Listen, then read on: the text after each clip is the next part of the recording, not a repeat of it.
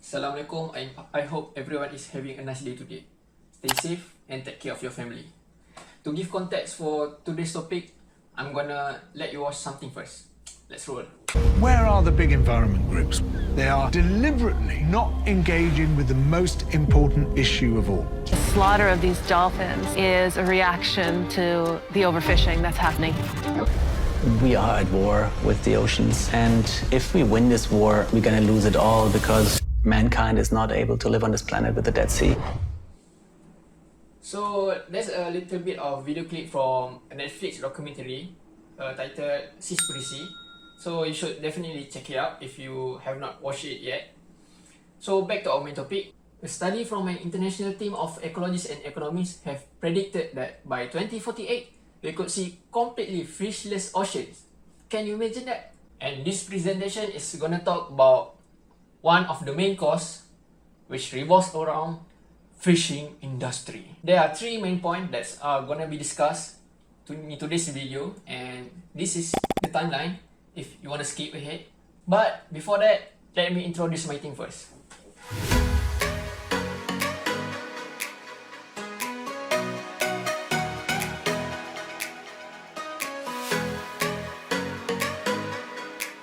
The biggest main problem of fishing industry is bycatch. So, what is bycatch? Hollywood action films always release a movie where the villain does mass killing and does indiscriminate slaughter. Right now, try to imagine that, but instead of people, try to imagine the victim is the marine life. That is the bycatch. Bycatch can be fish, but it also included other animals such as whales, sea turtles, dolphins, sharks, and so much more. That is the reality of what's happening right now, and it happens all around the world. This is because of the unspecialized nature of many fishing gears that will not just capture the targeted species, but every other species too. And me make the mod had wrote in Oceana, an organization solely focused on preservation of ocean, that we waste an enormous amount of ocean life, which is up to 40%. Fishing technique also play a significant role in inducing bycatch. Long lines, trolling, and use of gill nets are the most common method that cause bycatch. Long lining is a commercial fishing method that commonly target tuna, halibut, and swordfish, where thousands of baited hooks hangs at interval in a single fishing line. The hooks, commonly called J-hooks, causes problems for marine turtles when swallowed, usually resulting in death. Sharks, non-targeted billfishes, and juvenile tunas are often hooked as well. For trolling technique, the boat will drag a large net along the seabed to catch and bulldoze everything in their path. This will cause damage to coral reef at shallow depth and also capture marine turtles. Gill nets are mesh nets that allow fish to pass their head and gill coverings through a hole in the mesh and then get stuck when they try to back up. The gill nets can be up to 100 miles long and up to 100 feet deep. The bycatch occurs when the gill nets also trap everything that is larger than the fish hole itself. And the gill nets also blend perfectly with water that makes fish difficult to detect the nets. Gill nets that are lost at sea are rarely recovered, and it can catch a lot of marine animals for many years. So that's it from me. I'll pass it to my friend. Assalamualaikum warahmatullahi wabarakatuh. Plastic is the main pollution in the sea. They may harm the sea creatures because of the various chemical compounds contained inside them. They can come from domestic waste and also from commercial waste. As the website mentioned, an average of 13,000 pieces of plastic litter is found on every square kilometer of the ocean, where most of the plastic are the fishing gears used by the fishermen. Many other sea creatures got affected during the fishing process. As a documentary called Seaspiracy, almost 66 dolphins got killed accidentally during the process to catch just 6 tunas. So that's very unfortunate for the dolphin. Furthermore, fishermen nowadays are also using some sort of modern equipment to enlarge their scale of catching the fish. So this will furthermore bring harm to the aquatic life. This matter cannot be overseen by the government because the fishing sector is among one of the most demanded sectors in our industry. So a lot of people were demanding supplies from the sea, whether it comes in the form of food, jewelry, accessories, and many other things. Hence the excessive fishing happening currently. About 30% of the world fish are being overexploited now. It is reaching a critical level that it may bring harm to the future generation. Actually, fishing didn't bring harm if it done correctly because of our human nature. We need to eat food, right? So fishing is actually become dangerous when people are overexploiting it. According to a report made by Food and Agriculture Organization of the United Nations, the scale of overfishing is increasing every year, and the fishing sectors is currently being pushed beyond their limits. So this is very dangerous for our world, right? So as every problem has their solution, to keep up with the preservability of the aquatic creature, put some sort of restricted areas where this area they cannot catch fish, they cannot do anything because this land is preserved.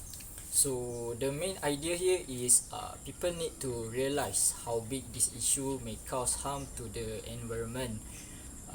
More demand towards the fishing sectors mean more fishing is going to happen. When more fishing is going to happen, there will be a lot of waste left behind by those fishermen.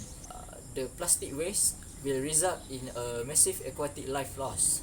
People tend to blame the people that throw garbage into the sea, like straw, container. People tend to blame them for the massive loss of the sea creature. They connect this with the issue that the aquatics got harmed by this plastic waste.